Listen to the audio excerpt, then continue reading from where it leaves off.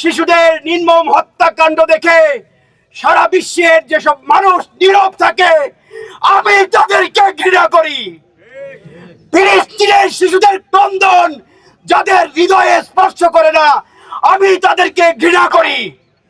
ফিলিস্তিনের নির্মম হত্যাকাণ্ড দেখেও ফিলিস্তিনের মদতদাতা মার্কিন সাম্রাজ্যবাদের বিরুদ্ধে যারা কথা বলে না, আমি তাদেরকে ঘৃণা করি।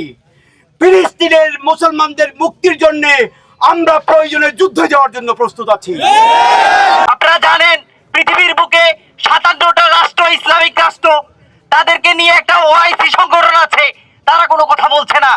সৌদি আরব ইসলামের কেন্দ্র, তারা কোনো কথা বলছে না।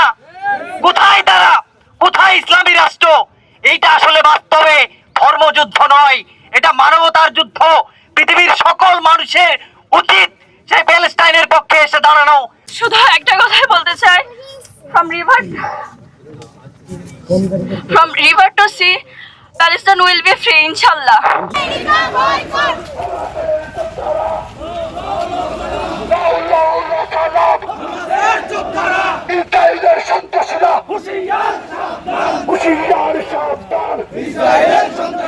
এই বিক্ষোভে আমরা আসছি এর জন্য, কারণ আমাদের ভিতরে অল্প একটু হলেও মনুষ্যত্ববোধ বেঁচে আছে। তাই পুরো বিশ্বকে জানাতে চাচ্ছি আমরা যে মানবতা এখনো মরেনি, মরবেও না। বিশ্ববাসী যখনই মুসলমানদের ডাক দিবে, মুসলমানরা একদম দৃঢ় চিত্তে তাদের পাশে দাঁড়াবে। এর জন্য আমরা এখানে এসেছি। আমরা গাজার নিরীহ যে নির্বিচারে শিশু, বৃদ্ধ, অসুস্থ মানুষকে যেভাবে নির্বিচারে হত্যা করা হচ্ছে, সেই হত্যার তীব্র প্রতিবাদ জানছি। এবং একই সাথে গাজাবাসী যাতে মানুষ হিসেবে তাদের যত মৌলিক অধিকারগুলো যাতে অক্ষুণ্ণ থাকে, সেটির জন্য আমরা জাতিসংঘ সহ অন্য অন্য আন্তর্জাতিক যে সংস্থাগুলো আছে সেগুলোকে গাজাবাসীর পাশে দাঁড়ানোর জন্য বিনীতভাবে আহ্বান করছি।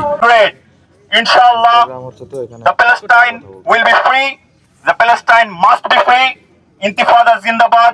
From the river to the sea, Palestine will be free, inshallah.